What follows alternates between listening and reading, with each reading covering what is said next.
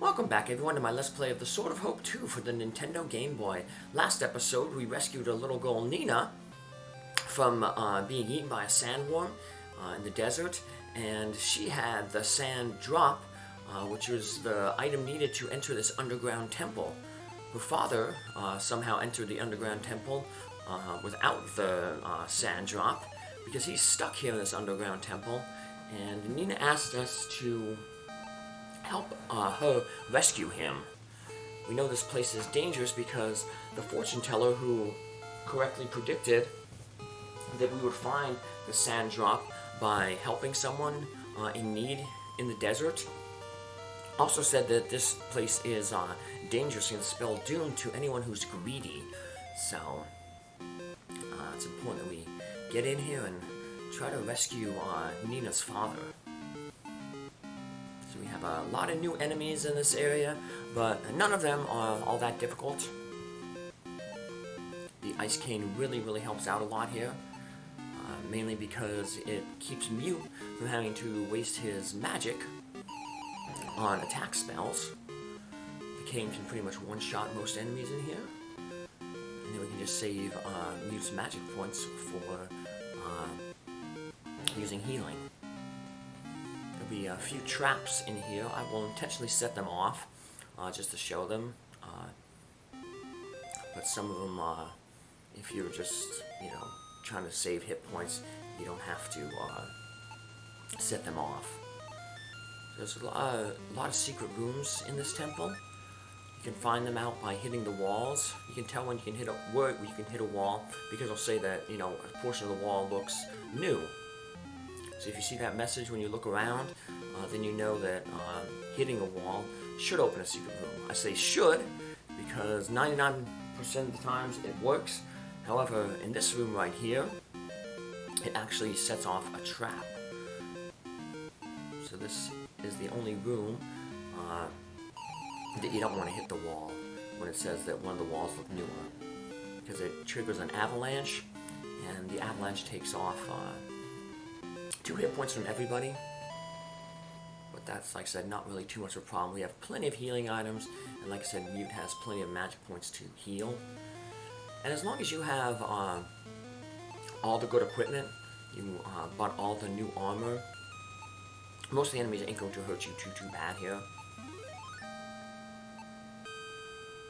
A lot of good treasure here as well. Blue medicine that removes petrification. So here's that wall. Hit it, causes that avalanche. That Kiken Zao that we got, that basically is like a stop spell. Prevents an enemy from casting spells. Theo's going to learn a new spell soon, D-Spell, which kind of does the same thing. It's another one of those debuffing spells that often is basically useless. As you can see, offense is the way to go in this game.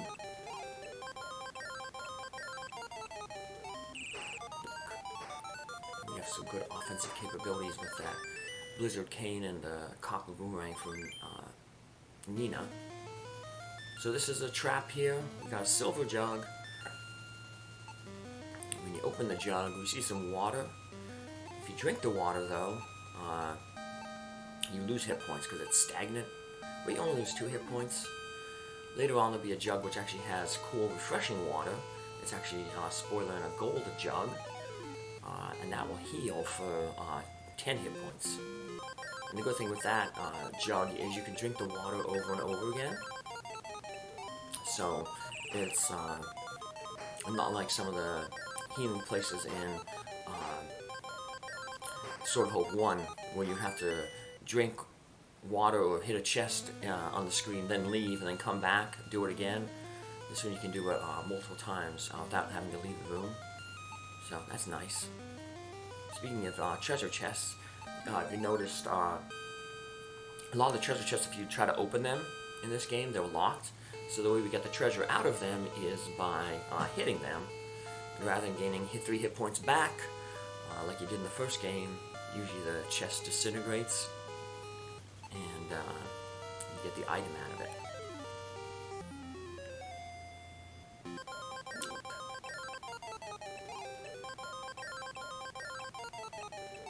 Here's one, bad thing that can happen. Usually while the canes are a little better than boomerangs. Sometimes boomerangs will hit a different enemy than the one you target.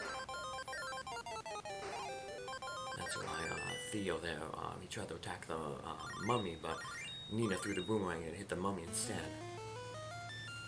Alright, let's see what treasure we get in here now. Smash that chest. We're going to get the Water of Life. That's basically like the life spell, or the Phoenix Down in Life Potion or Phoenix Down in Final Fantasy. If any of your companions is knocked out in battle, you can use that to bring them back to life. So here we have these sand pit traps.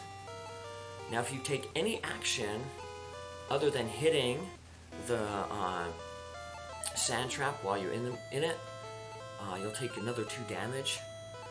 But hitting the sand trap will summon the monster inside. So it's like a little mini boss here. But he's not much tougher than the regular enemies. Should be able to feed him in 1 turn. Got all that new items that is shifted our Blizzard Cane over another screen. So I had to look for it there a little bit. But yeah, just the same tactics. Blizzard Cane, Boomerang, Theo striking. Take it down. We'll have another one of them to fight a little bit later. But yeah, it's kind of like the ghost now. If you look after you defeat it, the demon isn't hiding here anymore. It's like with those ghosts back in the temple. So we're going to find 3 of these statues, and the detail on these statues is amazing. Hitting them doesn't do anything though, which is good, because we're going to find out that the reason those statues are so detailed, because those are actual people. People who have been turned to stone. Might make you think that Medusa is the boss of this area, but nope. It's a different type of demon. Actually, it's the demon that stole the Oath Shard from behind the waterfall. So he'll actually have Mute use his spell, Blaze. That's a new spell that he got, and it attacks all enemies. Where fire hit one enemy, flame hits one group of enemies, Blaze hits all enemies. So notice that's kind of how the progression spells tend to work. We get the single target, the group target, and then target everyone type enemy. We'll get those for like the elements. We'll get like an ice spell, then like a blizzard spell, and so forth and so on. At least it's much better spell advancement than the way you got in Sword of Hope 1, where you get like the first spell, Mage Fire 1, and it was bad because it had a chance to hit you. Fire 2 was good because it couldn't hit you, it only hit enemies, and then Fire 3 hit a group, but it could potentially hit you, and you had to wait until you get Fire 4 to have one that hit all the enemies and not hit you, so basically like 50% of your spells were useless. This game has a lot of useless spells too, mainly the debuffing, and but there is a good buff spell that we will get, which is, people consider it like the wind spell. Theo is recommended to, he gets that spell at level 10, and it's kind of recommended that you should be level 10 when you fight the boss in this area, but you'll see that it's not necessary. But yeah, if you're having trouble, so you didn't get the cane, you didn't decide to choose the thing, feel free to do some level grinding. This might be a good place to do that level grinding because, as you see, enemies are pretty plentiful. And right now, we're going to run into that gold jar, And the gold jar is the one that restores the 10 hit points when you drink from it. And we can drink from it over and over again. So it's a good way to, like I said, heal yourself up. I'll drink from it twice to just basically get myself to max hit points. Because the boss is coming up.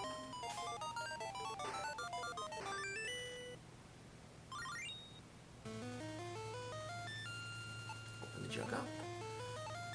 And this water isn't stagnant, it's actually nice, cool, and refreshing. I guess the game tries to fool you, by putting the bad water first. So you might be hesitant to drink this second time. I'm not falling for that trap again. But as you see, it's in a different type of jar. So, another new wall. Once again, that means hit it. That's the way forward, literally and figuratively. But we still want to go over this way to get some more treasure. And one treasure that we really want to get is to the north of this room. So we backtrack to the left, then go north and then east, because the treasure there is actually a new weapon for Theo. The crystal spear. Sadly, it does not let you gain hit points back while you are underground. That's a reference from an old game, Terra Enigma. You start out in the underworld, and you're a mischievous boy named Ark. And you use a spear in that game, and the first spear you get is this crystal spear. And because the underground is like your tutorial level in that game, tutorial chapter, gets you used to combat and stuff like that. And you're not given a lot of resources because you're just starting the game. The crystal spear, if you have it equipped in the underground, heals you slowly. So the game's kind of like a Zelda-ish. It's like an overhead, move around, action style combat. Although it is like Final Fantasy in this game, where like you get experience points and they increase your stats to make you hit harder or take less damage. So interesting little game, but I do not have it. So, alrighty. So this is the boss room. I should have went to the left first. Doesn't really matter because going to the left. Basically, it's gonna be where Nina's father is. It's not necessary to find Nina's father first before you take on the boss. I guess I just want to show off the dialogue. Because Nina will have some dialogue when she sees her father for the first time. So let's head over there. Here's our last statue of the man. This statue looks like my father.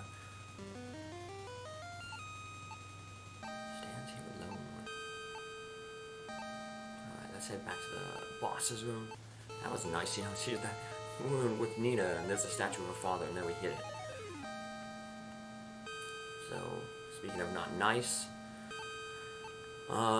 what's gonna happen to this guy isn't very nice. But I guess it's for the best. So, you look around the room, and that summons the boss, Joggy.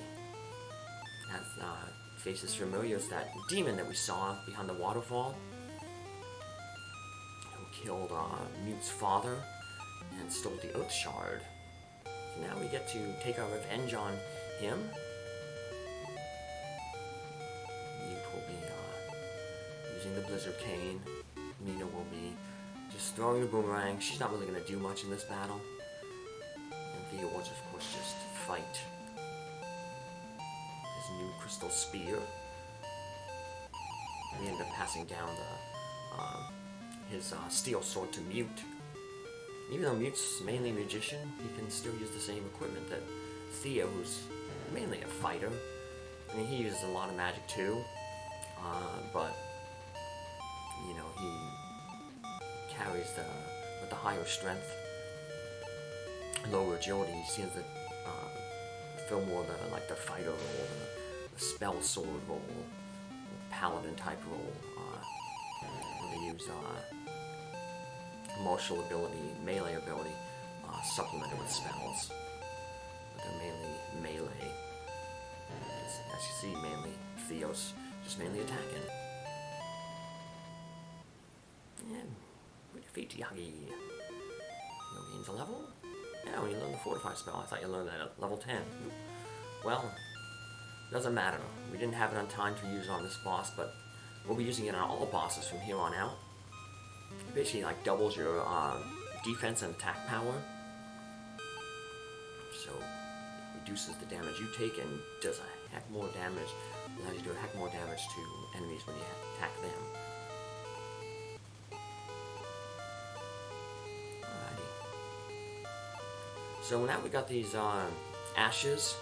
We can use the ashes, and they remove the petrification from these statues. Now, unfortunately, this guy's gonna have a bad end. I'm free, the treasure's mine. We know what happens to greedy people according to the fortune teller. The greedy people here meet their end. This guy wants his the treasure, and he smashed the treasure chest, and this gas came out, and it caused him to basically killed him. So I guess technically we could keep him alive by not unpetrifying him, but if we did that, then he's just technically still dead because he's stoned. So would you rather exist forever as a stone statue? Or just, you know, die and go to the afterlife? There was a creepypasta that there was this I read one time that, about like this group of people who you know fought demons, and the one lady didn't do what she was supposed to do. She messed up the protective spell she was supposed to use, and it caused her to turn into like a statue. And she remained consciousness in the statue, but like she couldn't move, so she was just forever stored in this building. Well, Nina's dad is no longer a statue, and because we saved him, he gives us the Jewel of Water, and that's the item that we need to enter the Pixie's domain, which allows us to breathe underwater, like the Oxale from Final Fantasy 1. And once you rescue Nina's father, she's going to leave with him. So you notice that before I talked with, or used the ashes on Nina's father there, I took away all her equipment. So she don't need it because, like I said, she's leaving. That's not very heroic of us if you think about it. It's like, hey, well, you know, we should let you keep this equipment because you you still have to leave the temple on your own. But I guess once you become an NPC, you become invincible, and enemies can't hurt you anymore. So we are back down to the party of two. Let's just get out of this temple. We gotta backtrack our way out, and as we backtrack our way out, we want to stop by that other statue, and we're gonna free that man. Nothing bad happens to him from freeing him, so don't feel bad about freeing him. So he's actually going to learn a lesson. And be like, wait, treasure hunting ain't for me, I'm going to do something less dangerous. So I said earlier with the other guy who, you know, unfortunately caused him to die, I said it might have been a good thing in a sense, because he set off the trap, which means that I guess the next explorer who comes in here, the chest is already opened, they won't spring the trap, so I guess by him setting off the trap he can save a future life. So, because as a stone statue he's technically, I guess, dead anyway, so I guess it was the right thing to depetrify him, even if it will cost him his life, because it may save a life down in the future. So, speaking of lives, I'm actually going to cut out a little bit of the tracking here, because all my viewers, they have lives, and I end up, when I get out of the temple here, I end to encounter pretty much in every single screen, so I save a good like 4 minutes just by cutting out the trip from this entrance to the temple back to the Desert Inn, where I'll heal myself up and save my game and meet you back here in the next episode. So let's head over and try to find those pixies. Take care, have a good one, thanks for following along. Have a good day. Bye.